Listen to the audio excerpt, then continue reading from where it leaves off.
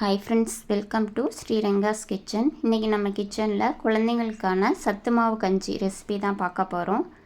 இது பண்ணுறதுக்கு 1 கப் அரிசி, 1/2 கப் பொட்டுக்கடலை, 2 table spoon ragi, 2 table spoon பச்சை பயிறு, 2 டேபிள் ஸ்பூன் சம்பா கோதுமை, 2 டேபிள் ஸ்பூன் துவரம்பருப்பு, 2 டேபிள் ஸ்பூன் பாசிப்பருப்பு, 2 டேபிள் ஸ்பூன் வரகரிசி எடுத்துக்கலாம். இது எல்லாத்தையுமே தண்ணியில் நல்லா வாஷ் பண்ணி காய வச்சு எடுத்துக்கோங்க.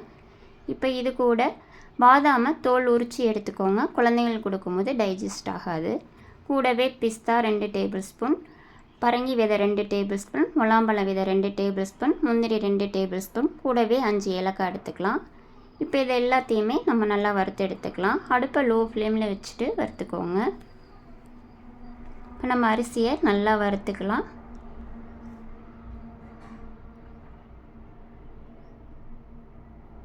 அரிசி நல்லா வறுபட்டு பொன்னிறமாக மாறி வாசம் வரணும் நமக்கு.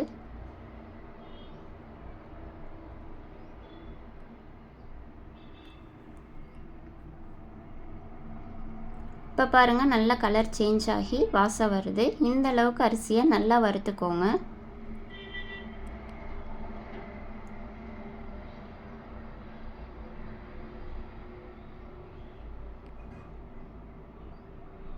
இப்போ இது கூடவே நம்ம எடுத்து வச்ச பொட்டுக்கடலை சேர்த்துக்கலாம்.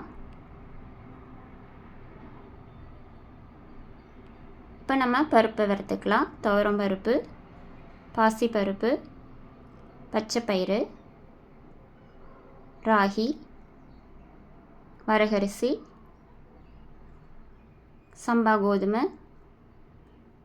இப்போ இதையுமே நல்லா வாசம் வர வறுத்துக்கலாம்.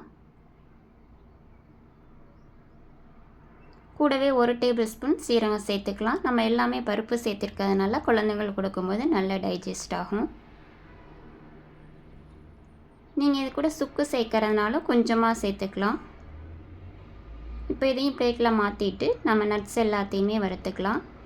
அடுப்பை லோ ஃப்ளேமில் வச்சுட்டு இது ஒரு 2 நிமிஷம் மட்டும் வறுத்திங்கன்னா போதும். நட்ஸை நல்லா வறுத்துட்டிங்கன்னா உங்களுக்கு எண்ணெய் பிரிஞ்சு வரும்.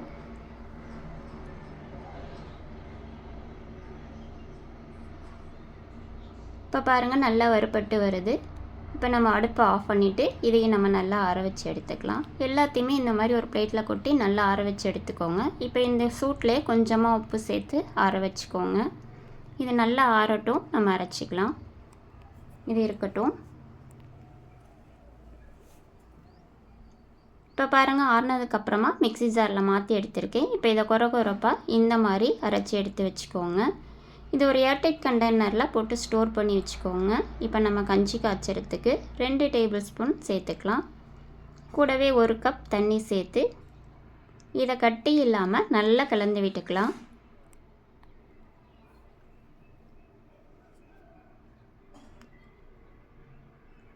இப்போ அடுப்பை சிம்மில் வச்சுட்டு நம்ம கஞ்சி காய்ச்சிக்கலாம்.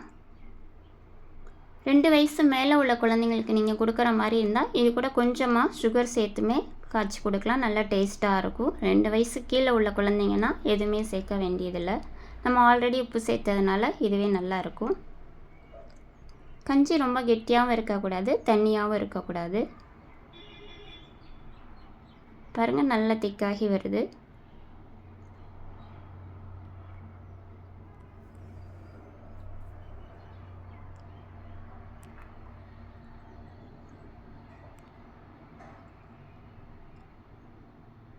உங்களுக்கு இந்த அளவுக்கு இருந்தால் போதும். இது ஆறுனதுக்கப்புறமா இன்னும் நல்லா திக்காகி வரும். அவ்வளோதான். இப்போ நம்ம அடுப்பை ஆஃப் பண்ணிடலாம். அவ்வளோதான், நம்மளோட ஹெல்த்தியான கஞ்சி ரெடி ஆகிடுச்சு. நீங்களும் இதே மாதிரி உங்கள் குழந்தைங்களுக்கு பண்ணி கொடுங்க. உங்களுக்கு இந்த வீடியோ பிடிச்சிருந்தா ப்ளீஸ் லைக் பண்ணுங்கள், ஷேர் பண்ணுங்கள், கமெண்ட் பண்ணுங்கள். மறக்காமல் சப்ஸ்கிரைப் பண்ணுங்கள். தேங்க்யூ ஃபார் வாட்சிங்.